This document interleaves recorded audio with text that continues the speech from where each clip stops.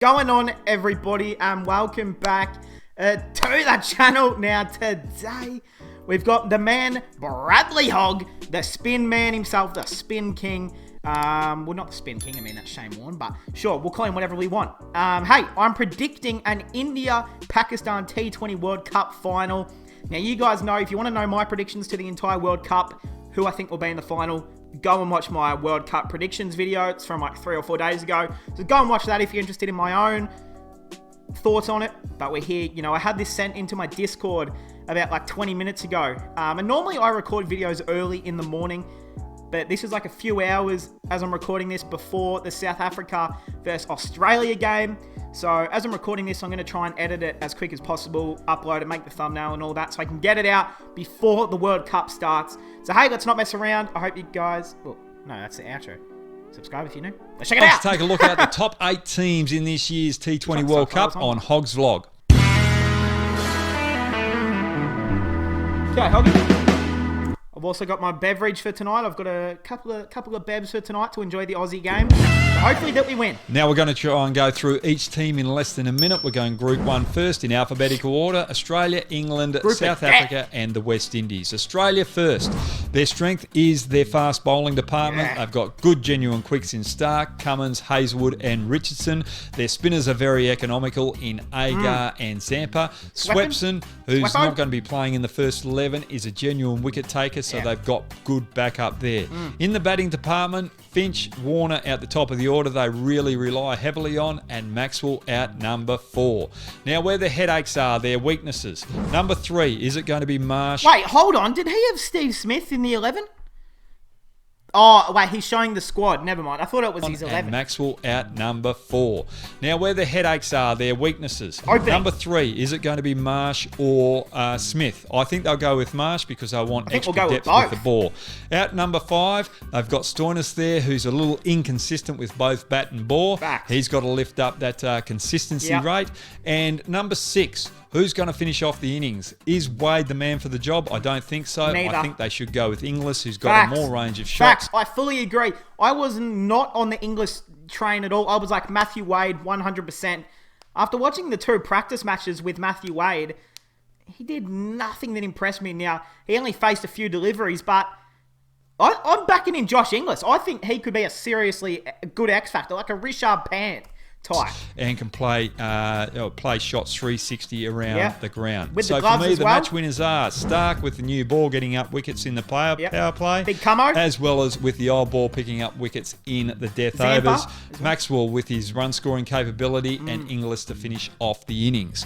Now, let's go over to England. Now, England are very dominant with the bat, especially up front in Roy and Butler. They've also got Bairstow and Livingston in the middle order that can really tear opposition attacks apart. In their bowling... If you guys are wondering why I'm smiling and laughing, this squad is so shit. There is no single way. Like, I've actually had a few comments from a few people who are English saying, like, why do you hate on us?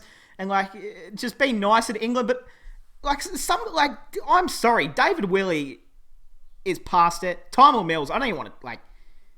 There is no way. This squad could make it to the semi-finals, but if Australia lose to this team in a final, I will cry myself to sleep for the rest of my life. They've got 2 good, genuine death bowlers in Tymal Mills as well as Jordan. I think those 2 players have got to play. You need good death bowling. And then they've got Mark Wood with the extra pace. He's good. Used at different like moments throughout the T20 innings, just to add a little bit of variety there and complement all the other bowlers, especially their spinners in Rashid and Moeen Ali as well. So they've got good balance in their bowling department there. Where their weaknesses is Dawood Malan batting out number 3. Yes, if he bats through the innings, he gets a higher strike rate. But goes out early on in his innings, he chews up too many balls. And if he bats more than 15 balls, he puts pressure on his other teammates. And makes it easy for opposition teams to bowl Absolutely. out. Morgan's form is a big problem as well. And Willie, you haven't got a genuine medium pace all-rounder in your lineup, which is going to be a big hole to fill. And I don't think Willie can fill that void in this particular lineup. For me, honestly, recently, David Willie's batting has been better than his bowling. Match winners for them are going to be Tymor Mills and Liam Livingstone. Did you just say Tymor Mills is going to be a match winner? Hoggy, I love ya. I agree with Tymor Mills. Did he do any good in their practice matches a few days ago? Rightio, we're going over to South Africa now. Now, South Africa, everyone's writing them off, but I think they can upset a few of the teams in Group 1. Now, where their strengths are is in their bowling department. Norkie with his extra pace, as well as Rabada, and Ngidi with his variations in the middle overs and the death as well, can be quite a handful. They've got quality spinners in Shamsi, the left-arm leggy, and 2 brilliant off-spinners in Maharaj and Fortune. So dangerous. They've got good balance in their bowling department. In the batters, they're going to rely heavily on De Kock at the top of the order, Markram, who's coming of age, at number 3, and Miller in that middle order. It's decent. Also, they've got Van der Dusen as well as Klasan, who can do a role in that middle order, and Bavuma is going to open the batting with De Kock. Now, their weaknesses are, where do they bat Miller? They've got to give him a certain role. 3. Too many teams over the years have played him in different roles. 4. He's got to have that security of just 1. 4 or he opens. Markram, you play him at number 3, I think. Job to do. Also, they've got 2 all-rounders in there in Mulder and Pretorius. Where are you going to play them? I don't think they can fit in there at number 6 as genuine batsmen, and you can't play them as genuine bowlers as well. Pretorius, so I think it's a waste having 2 all-rounders in their squad. And the other problem that they've got is the bowlers haven't done well against the likes of Australia and England, which is a huge headache. But I think they can upset a few of the teams. No, their bowling attack is absolutely no drama at all. You know, Ngidi, Shamsi, Nordici, Rabada, Maharaj, absolutely no dramas. Most of them have been here playing IPL. You know, Rabada. Who else? Who else has been here playing IPL for him? Nordici, of course, for the Delhi Capitals. Ngidi, obviously for CSK. So, you know, a lot of them do have a bit of upset a few of the teams. Now it's time to go over to the West Indies. This is I really dangerous. like this West Indies lineup. It's a bit different balance to every other team. I love it. For me, if you're going to win this World Cup, you've got to have a quality bowling attack, but the West Indies don't have this. Not great. For me, they don't have ultimate out-and-out quicks. What they do is have a lot of all-rounders. Shane Bravo, Pollard, Allen, as well as Andre Russell. But what that does is gives them long batting depth where they can bat down to number 9 and have Junior Walsh and McCoy as their frontline bowlers. So for me, I think their all-rounders is their strength, and Lewis out the top of the order. Solid. When it comes to their weaknesses is having a genuine out-and-out opening bowler. They've got Ravi Rampal back. I don't think he's got that pace. McCoy, he's got good economy, but is he going to dominate in a T20 World Cup with that new ball? He's got the best economy in this lineup, and Junior Walsh, with his inexperience, could be a bit of an issue. But when we're talking about match winners here, Andre Russell is going to be a match winner. Lewis out the top of the order, and I love the leg spinner of Junior Walsh there. Who else is excited to watch Hayden Walsh? He tore apart Australia in the tour a few months ago. For me, out of Group 1, who is going to get to the semi-finals from here? Australia. I think the West Indies. I honestly don't want to hear what you have to say. If you don't include Australia, I don't want to hear what you have to say, Hoggy. Hell no. Got Afghanistan, India, New Zealand, and Pakistan. Come Let's on, go Hoggy, to Afghanistan first. They're going to rely heavily on their opening batters of Gurbaz and Shahzad, if they go with him.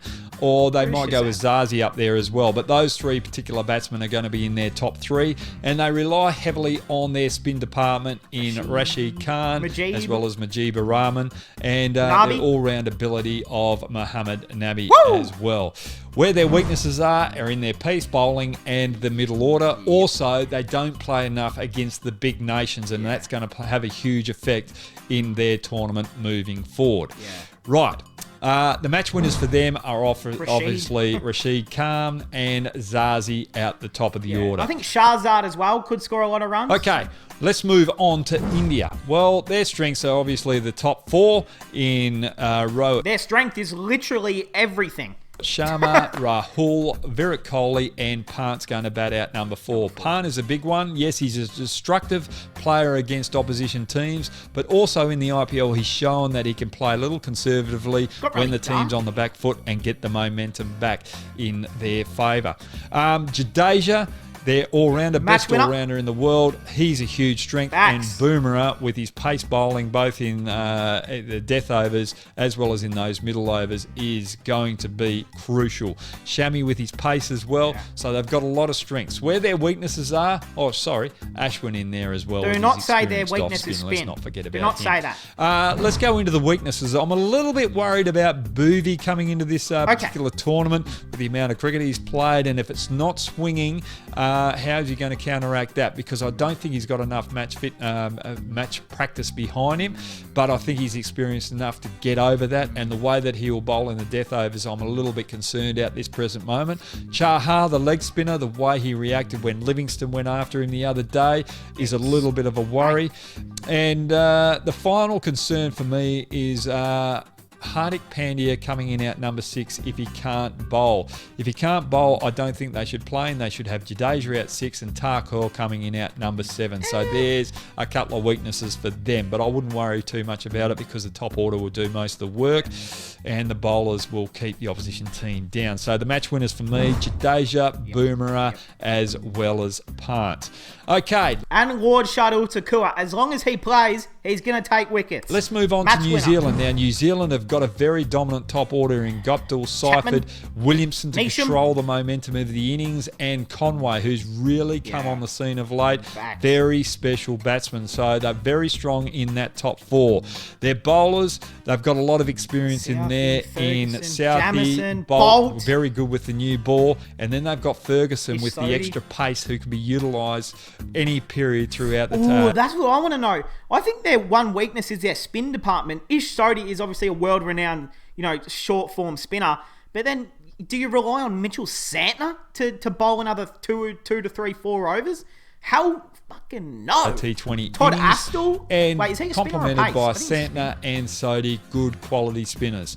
Probably then you've got a good all-rounder in Nishan coming in at number 6 who can hit the boundaries but also bowl some medium pace as well. So they've got very good balance, which is a huge strength. Where their weaknesses are is probably in the death overs. Southey and Bolt not quite doing the job that we know they can of late, and that's probably one area where oppositions can really target. And who's going to bat out number 5? 5 and Nisham at number 6. Probably there's Santner. Just a little bit of a hole in the middle order there. But other than that, I think New Zealand could do a very good job in this T20 World Cup. Then we go over to Pakistan. Now, Pakistan, I really like them, and looking at their list right now, Harris Rao. I think they're genuinely up there in the top 2 of favourites for this tournament. Their strengths are the opening batters in Rizwan and Babar Azam, and then their middle order where they'll have Hafiz and Malik coming in out 5 and 6. Their bowlers are very strong, probably one of the best balanced bowling lineups going into the tournament.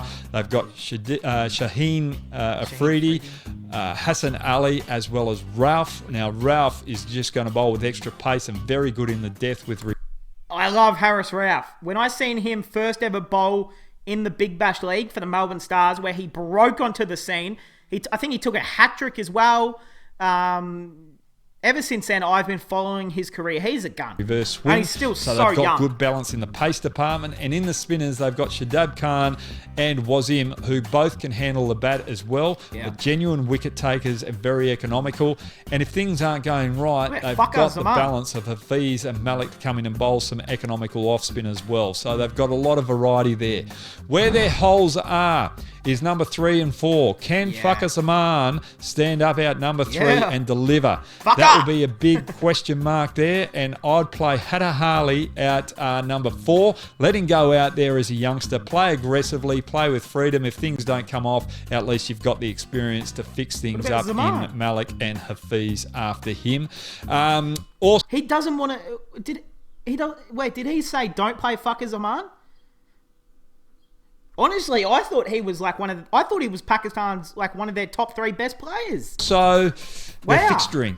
They've got the hardest fixtures I don't going watch in here. much What are the Pakistan ICC cricket, though, doing? so- They play India. 2 days later, they travel from Dubai to Sharjah to play New Zealand. And then they've got 2-day turnaround or 3-day turnaround to play the next game against Afghanistan. And they've got to go back to Dubai as well. That will be a big problem. And the emotions of playing India, where we know the political front there, Afghanistan, there's a few issues there as well, and New Zealand pulling out as well. So there'll be a huge emotion there of Pakistan wanting to dominate these teams. Can they control the emotion will be the big one. Now for me, India and Pakistan will go through to the next phase, but if India beat Pakistan in the first game with that short turnaround to go and play New Zealand, I don't think Pakistan will be able to recover quickly there, and I think New Zealand will go through. Okay. So if Pakistan win the first game, they'll go through with India to the next phase. If they don't, it will be India and New Zealand. That'd be a great the finals final. for me, from now, Pakistan, India, West Indies and England. Boom. Hey, get your thoughts downstairs. I want to see what you've got to say and interact with you too, okay? So I'll get on tomorrow and just reply to all your comments. Thanks for joining me. Stay safe. Let's enjoy the T20. Yep, let's absolutely enjoy that. But while I was about to exit out of the video and drop a comment, but I realized I have 2 YouTube accounts. One that I pile up all the videos to react to, and the other one, my actual YouTube channel. I was about to go down and drop a comment, but I'm on the wrong account, so I'm not going to do that. But hey, that is going to cap it off. Firstly, Hoggy, how can you say you're Australian and not have him in there? Come on. We all love you. But you've let me down. You've let us all down. Do I believe that Australia is going to make it through to the semi-finals? Probably not. But do I believe in them? Probably not. But do I back them in because I'm Australian? Abso-bloody-lutely. So, hey, that is going to cap it off, guys. Hey, excited for tonight's game. I'm going to quickly upload this video, edit it, and all thumbnail, all that bullshit. Get this video up. Let's enjoy some good cricket tonight. If you want to, jump in my Discord because I will always be typing in there. Definitely follow me on Twitter because that's where I'm active by far the most. I talk about the cricket constantly on there. It's where I live tweet. I might even host a space soon. So definitely, if you don't have Twitter, create an account. Follow me on there. Hey, that's going to cap it off, guys. I hope you guys enjoyed, and I'll see you guys in the next one.